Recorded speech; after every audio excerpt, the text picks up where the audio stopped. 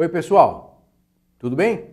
Ralph Peter com vocês novamente, programa Livros em Revista, que vai ao ar toda quarta-feira às 19 horas na nossa BCC Television, Bola, Cebola, Cebola, television.com, que sempre tem o firme propósito de levar até vocês um bom entretenimento, um elevado grau de cultura e também um conteúdo muito honesto. Isso a gente faz questão absoluta. O programa não tem cor, não tem credo, não tem bandeira, nem política, coisa alguma. De religião, então, nem se fala.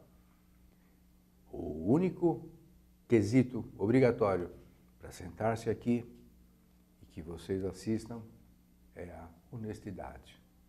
Isso nós não abrimos mão mesmo.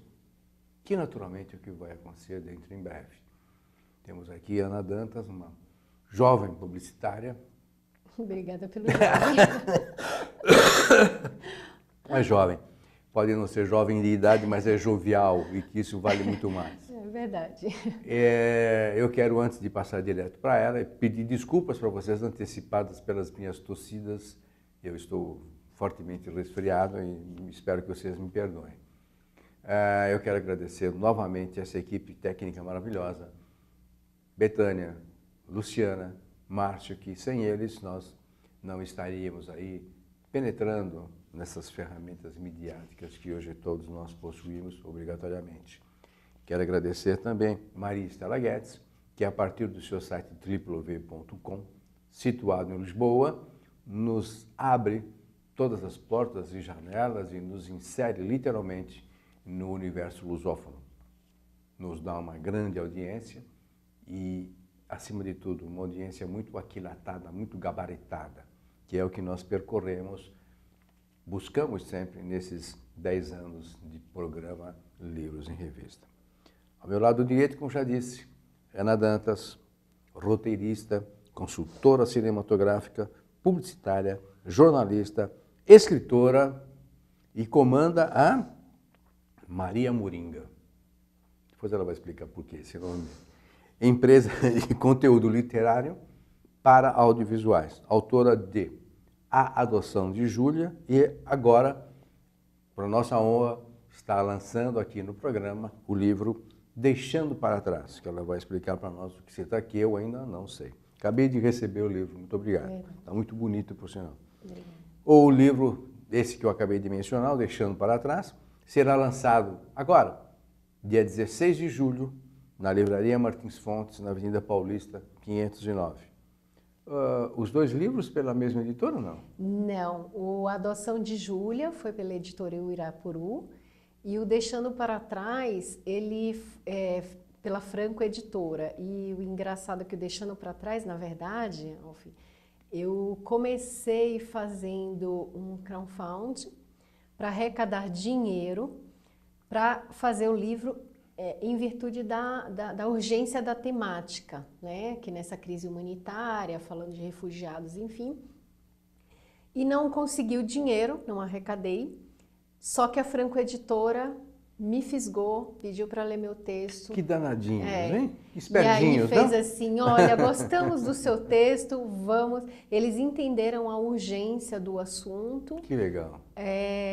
E aí adotou... Franco Editora. Franco Editora. O nome do editor. Vamos falar, porque eu acho que isso vale a pena. O Fernando Franco. Fernando Franco, parabéns, Fernando, por ter tido essa sensibilidade. E não só sensibilidade, mas assim, o acolhimento à obra, né? E a identificação por sinal, por ela. Por sinal, você havia me mandado um press release, em PDF, né? E o livro ficou lindo, muito bonito. Tá muito lindo. Olha, a ilustradora... Quem é a ilustradora? É a Vanessa Alexandre. Vanessa Ela Alexandre. foi muito assertiva, a gente combinou muito, a gente casou muito. Todas as mudanças que eu pedi nas ilustrações, ela fez, ela foi, assim, uma parceiraça. Parabéns, Franco. Olha, portas abertas aqui, a hora que você quiser dar o ar da graça, porque atitudes como essa realmente é o que o nosso escritor brasileiro necessita, de alguém arrojado, impulsivo e que tem essa sensibilidade, não só a sensibilidade comercial, mas essa sensibilidade d'alma que está faltando, né, na gente. É verdade. Né? Bom, Depois a gente fala do livro. Do livro. Por que o exótico nome de Maria Moringa? Maria Moringa. Que muitos nem saberão que é uma moringa, né? É verdade, justamente para resgatar. Olha, começou na verdade uma brincadeira. Maria, porque primeiro é um nome que eu amo de paixão. Sim, eu também né? acho muito... Ela é universal. Né? Sem levar para o lado religioso. Não, ele é não, não. universal. Ele é poético. Né? Exatamente. E assim, o Maria por representar o feminino da coisa, né? E o Moringa, porque era uma brincadeira assim como se fosse uma cartola tirando o coelho. Os coelhos seriam a criatividade dentro do mundo audiovisual, literário, enfim. Só que vamos substituir essa cartola do coelho por algo mais brasileiro, mais genuinamente brasileiro, que é a moringa. E eu, como nordestina, né? E o nome sonoramente, ele fica muito legal. E todo mundo pergunta, por que Maria Moringa? Pois é, então, assim, é um atrativo é uma menininha, né? Que ela vai tirando as ideias Porque o lance da tua é criatividade. Exatamente. E você trabalha para só cinematografia ou faz clínica geral? Não, no final das contas a gente acaba fazendo clínica geral, mas assim, o foco mesmo é atender as produtoras cinematográficas com roteiro de cinema, né? Então eu tenho várias parcerias, já tenho 3 longa-metragens em fase de captação de recursos e alguns projetos em andamento, série de TV, enfim. E aí vai um pouquinho de tudo, né? E o primeiro livro, que é o Adoção de Júlia, né? Uhum. Adoção de Júlia, ele tem um tema absolutamente atual, né? Sim. Não só o da adoção, mas sim a adoção por um casal homoafetivo, 2 mulheres exatamente. que adotam. Eu achei sensacional. Na verdade, assim, a editora, o Irapuru, na época, ela me convidou, porque é o seguinte, como eu morei 2 anos fora fazendo pós-graduação em roteiro de cinema pela New York Film Academy, quando eu cheguei no Brasil, ela me convidou para escrever um livro que ensinasse crianças a ler e escrever roteiros para cinema, de TV, né, cinema e TV. E a brincadeira começou nisso daí. E o tema, eu poderia falar sobre qualquer coisa. Então, assim, no livro ele começa de uma forma didática, ensinando a criança o que é um cabeçalho, como que começa a escrever o roteiro, visualmente, né, a importância do roteiro, né, porque a nossa indústria cinematográfica está crescendo, né, e o adoção, na verdade, porque assim, eu tenho um histórico na minha família de adoção, eu tenho uma tia que adotou 2 dos meus primos maravilhosos, amo de paixão, e então assim, e também eu trabalhei como voluntária num abrigo de crianças. E quando você se depara com esse assunto ali, tete a tete, aquilo te sensibiliza muito. Uma das histórias, das inúmeras histórias que eu pude vivenciar e que foi o que, acho que foi a gota d'água que me disse assim, não, eu preciso escrever alguma coisa sobre adoção, era a história de um menino, ele devia ter seus 13, 14 anos, e eu dava aula de inglês para uma turma nessa faixa etária. E eu vi que esse menino estava muito triste.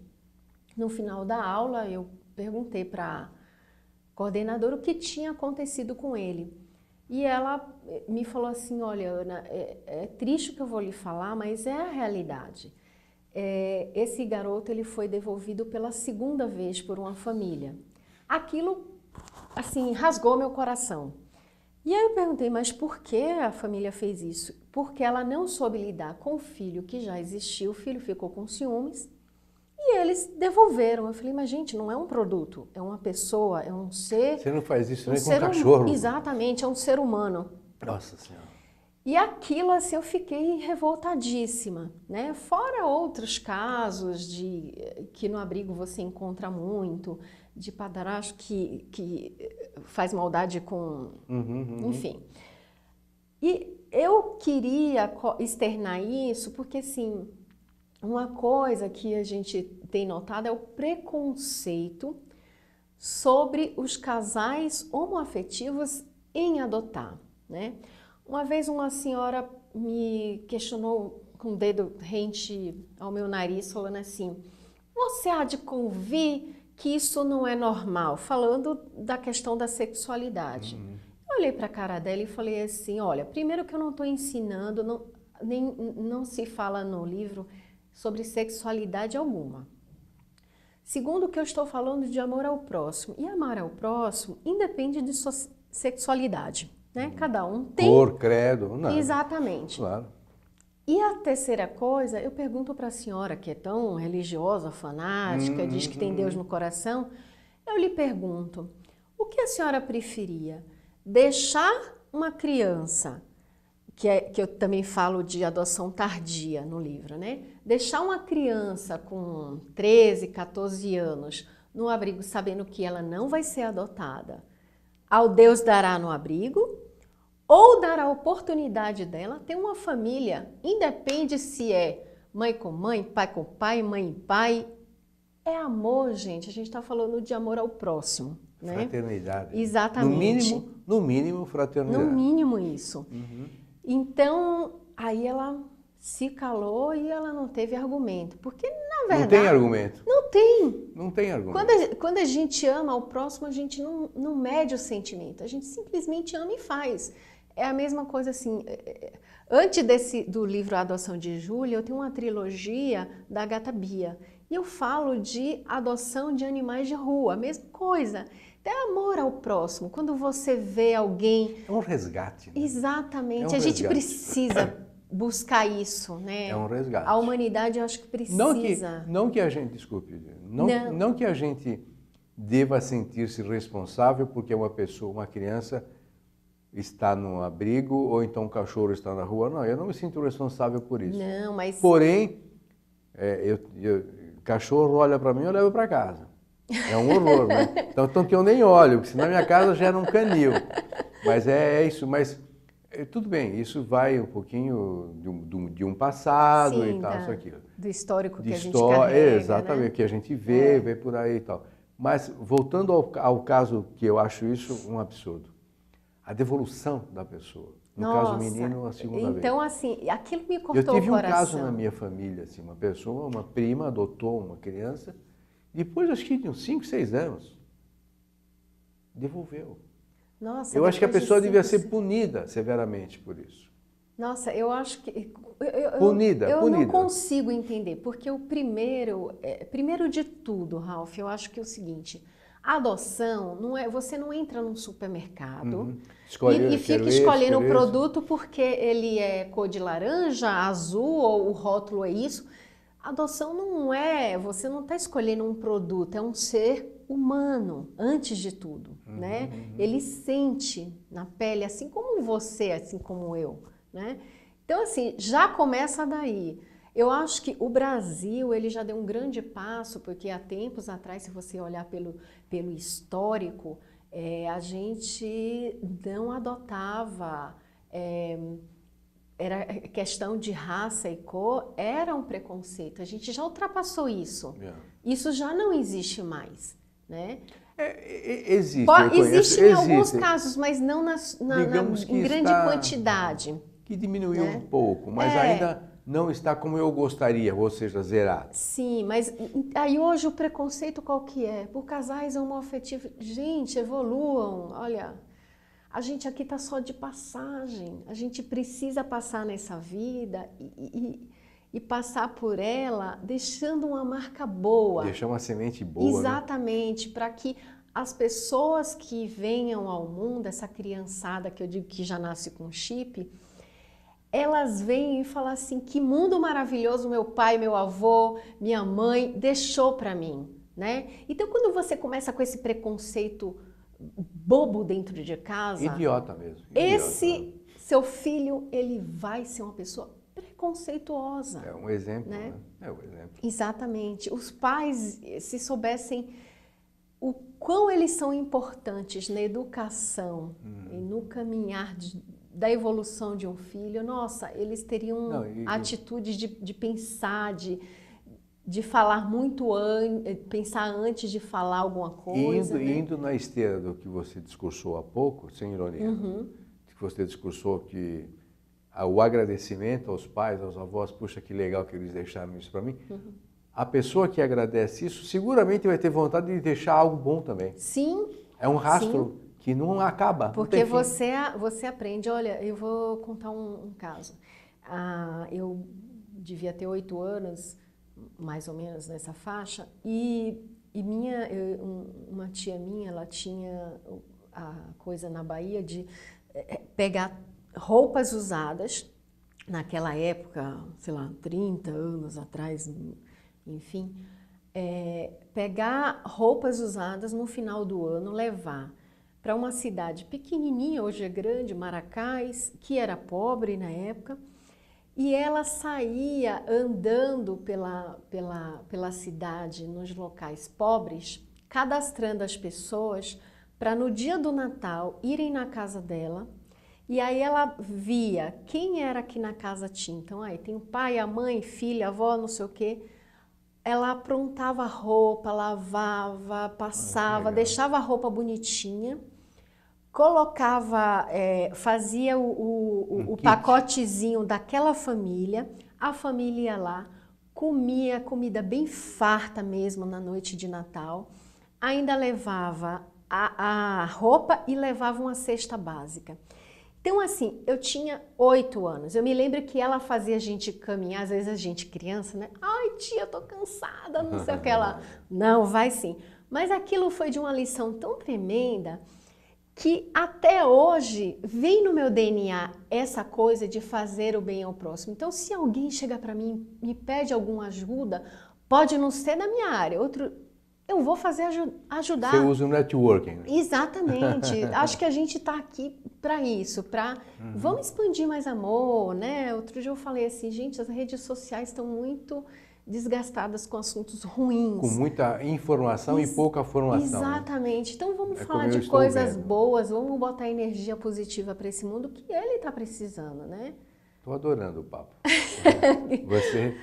Você tem muita honestidade na fala. Não, porque é difícil você dar cara para bater assim como você está dando. Acho isso muito legal. E eu estou tendo a sorte de estar com ela aqui, então a vibração é essa. Por isso que eu estou dizendo para você, e muito embora a câmera flagra quando você não está sendo sincero, normalmente. E você está sendo de uma sinceridade ímpar, te agradeço. Vamos falar um pouquinho do Deixando para Trás? Vamos. Que também é um tema absolutamente oportuno. Um dia um amigo meu disse, se adora uma polêmica. Eu falei assim, gosto sim.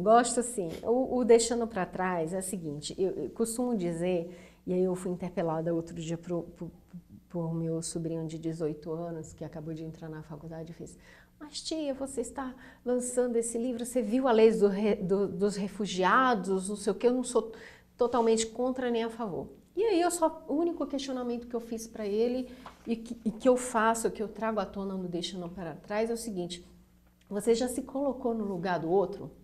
Né? Ninguém está refugiado porque quer. Ninguém sai do país que ama porque quer. Né? A não ser que assim, eu quero morar fora, ok. Né? Mas uma coisa é você sair de livre e espontânea vontade e outra coisa é você realmente morar fora porque o teu país está em guerra, porque você perdeu um filho, uma tia, um avô, porque caiu uma bomba na tua casa.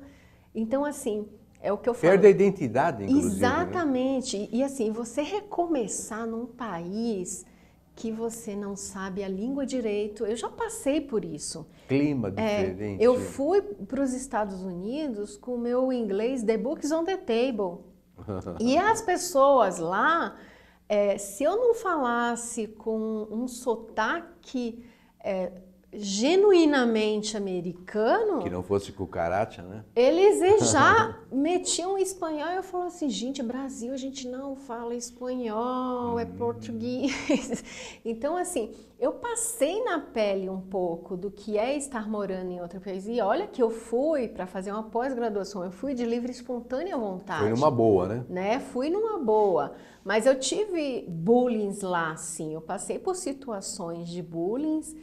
E eu fico me colocando no lugar dessas pessoas que, poxa, são gente, dentista, médico, com boas formações e que se veem obrigados a ir para um outro país com uma outra língua, outra comida, outro tipo de mecânica da sociedade e principalmente para as crianças.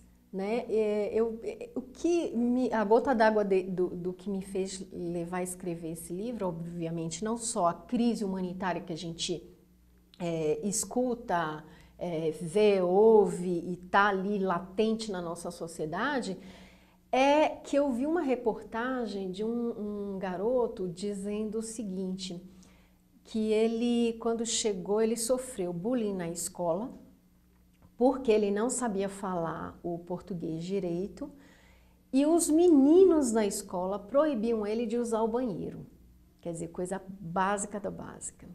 Então, assim, se a gente na nossa terra já sofre bullying cotidianamente sendo brasileiro, imagine para uma criança que vem de fora, não sabe falar o nosso português, não conhece o nosso arroz e feijão, não conhece a nossa pizza doce.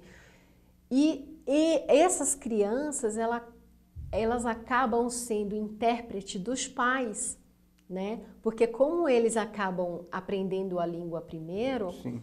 Elas acabam sendo suporte para os pais. Então, assim, é um amadurecimento muito rápido, né? Então, é muita coisa que deflagra nessa vida, nessa trajetória. E o livro Deixando para Trás fala exatamente disso. Primeiro é uma menina, a Kiara, né, que ela é brasileira, e ela recebe, a professora começa o livro assim, ela lança o tema de se falar sobre xenofobia e refugiados, né? E aí ela chega em casa questionando, e dentro de casa ela já tem um pai que ele já começa a dizer, esse povo que vem para cá roubar nossos empregos, que é outra coisa ridícula de se pensar, né? Porque quem não tem competência não se estabelece, não é o outro que vai roubar o teu emprego, né? É você que não vai achar conta do teu próprio currículo.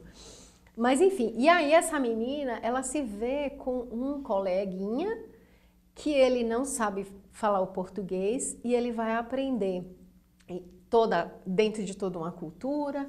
Então eles é uma história de amizade, de relacionamento.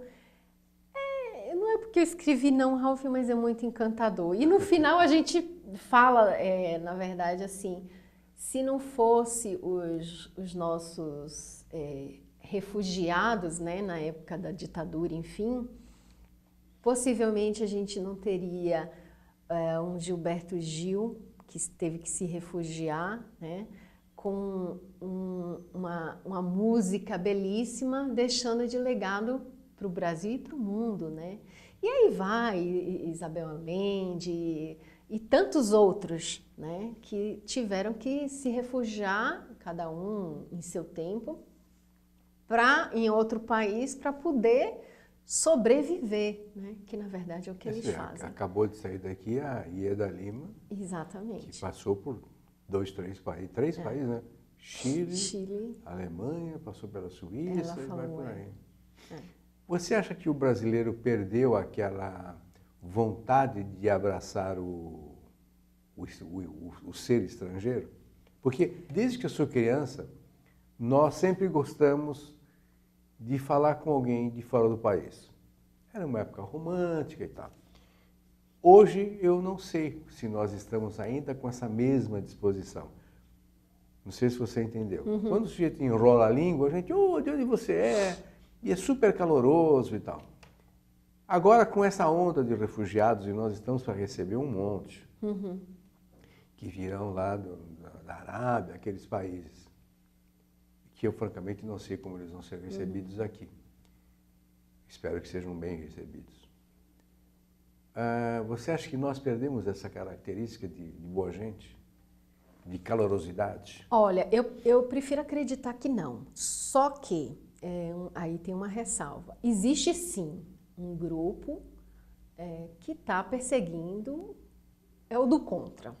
Né? É um pequeno grupo, né? Que é contra os refugiados e que faz propaganda, aproveita a mídia social e faz realmente propaganda, justamente inserindo determinadas, digamos, veias políticas que os mais desavisados, os que não pensam, acabam indo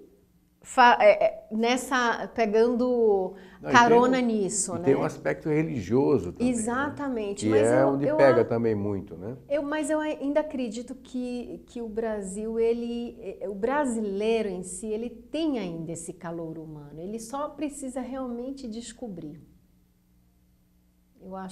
Eu acho que ainda há uma esperança, ainda há uma luz no final do túnel. Esse teu personagem que é o refugiado, de que origem que ele é? Ele é sírio, chama Raim, né? E ele vem de uma família síria. Porque desses refugiados agora que vêm, os sírios é o que mais a gente recebe. Né? Você participa de algum movimento desse acolhimento? Não, eu pesquisei bastante. Então eu fui em algumas ONGs, eu conversei com algumas pessoas, então eu pesquisei muito antes de escrever. Porque eu nunca fui, é uma coisa que sempre me chamou a atenção. Como que é o trabalho junto a essas pessoas? Porque o cara vem num túnel escuro, né? Olha, eu fui... Normalmente, né? Eu fui... Perdão, só para terminar. Particularmente quando ele sai rapidamente. Sim. Mas assim, eu fui conhecer o trabalho do pessoal da Arquidiocese aqui e assim, eles recebem com os braços abertos, eles dão todo o apoio. O cara chega sem documentação, sem trabalho, não fala a língua. Eu fiquei impressionada. Onde que é isso? Ali no Glicério, na igreja do Glicério. Eu fiquei realmente impressionada com o trabalho que eles fazem. Então, assim, eu chego sem casa nenhuma, eles têm um alojamento para a mulher, para o homem, né? Porque aí eles não misturam. Sim. Mas, assim, um cara vai lá, eu quero arranjar um emprego, eles fazem a conexão de grandes empresas com os refugiados, eles orientam a tirar... a carteira de identidade, enfim, eles dão aula de português, então eu tive a oportunidade de entrar numa aula de português. E assim, lá todo tipo de refugiado, né? Sede da ONU, tem de tudo. Maravilhoso o trabalho, eu não conhecia, um trabalho sério e fiquei maravilhada. Eu me senti orgulhosa de ser brasileira, sabe? Olha que legal. E deixando para trás, que faixa etária você pretende? A partir dos 9. Adulto você sensibiliza também. Eu acho que sensibiliza através da criança. E a história, no final, ela pega um gancho que consegue conectar o coração. Se a pessoa tiver o coração aberto, ela vai ler o livro e vai se encantar. Isso eu posso lhe garantir. Legal. Você vai se especializar ou se especializou em literatura infantil? Eu te pergunto porque eu vi no teu portfólio que você entrou pela espiritualidade. Sim. Você tem um livro... A Espiritualidade e a Nova Era. Espiritualidade e Nova Era. Assim, eu não gosto de ser rotulada, então assim, Tá. Sim, vou escrever para criança sempre, a animação em cinema é algo que me interessa muito, mas eu não vou me prender só a isso. E o Espiritualidade e a Nova Era, ele aconteceu na minha vida quando eu voltei dos Estados Unidos, eu voltei com um tumor na tireoide. Fui numa médica, a médica fez assim, mas pode ser tanta coisa, vamos olhar na internet. Aquilo me indignou. Na internet? Aquilo me indignou assim como você. E aí eu fiquei tão chateada, eu falei assim, eu não vou para mais médico nenhum, tiver que morrer eu morro, não sei o quê. E aí nisso me ligou uma amiga e falou assim, não amiga, vai fazer uma cirurgia espiritual, porque eu fiquei revoltada com esse comportamento dessa médica. E aí eu fui na casa de oração João Caridoso Eurípides Barçanufo, fiz lá a minha operação cirurgia, fiz a cirurgia espiritual, fiz o tratamento em 3 meses, eu estava curada. Puxa Depois vida. voltei num médico, fiz todos os exames, a outra médica olhou assim e falou assim, eu não sei o que aconteceu, mas você fez cirurgia porque você está curada. E aí eu falei, olha, eu não sei se você acredita ou não, mas eu fiz uma cirurgia espiritual. E me curei, nunca mais tive nada, nenhum tumor na tireoide. Quando eu estava na sala de cirurgia da cirurgia espiritual, a entidade maior do Dr. Marcos, ela me fez um convite de escrever um livro sobre o que pensa a espiritualidade sobre a casa de oração.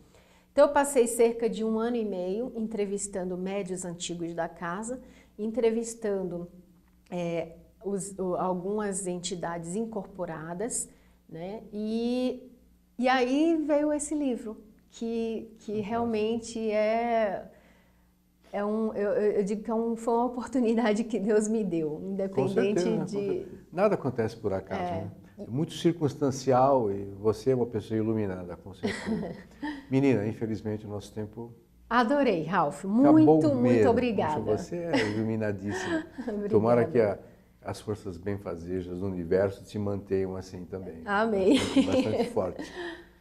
Bom, dia 16 de julho, Livraria Martins Fontes, na Avenida Paulista 509. 509. Vai de metrô, tem fica entre 2 estações. Brigadeiro, Desceu né? na Brigadeiro, tá lá. Né? Da estação A Brigadeiro do Martins metrô. Fontes é uma referência. Vem, eu vou dar um cheiro em vocês, um abraço, um beijo, vou fazer tudo. A partir das 17? Das 16 horas. A partir das 16 cai num domingo. Domingo.